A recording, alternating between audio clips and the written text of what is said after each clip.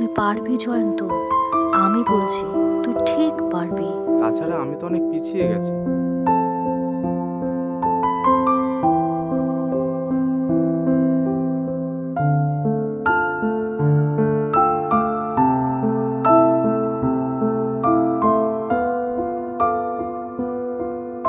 আরে জয়ন্ত, তুই এবারে পরীক্ষা দিলি না কেন রে? আবার নতুন করে সবকিছু শুরু কর।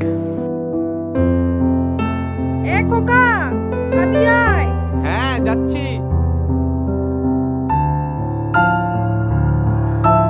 কিচ্ছু পেছস, তুই কিচ্ছু পেছস নি।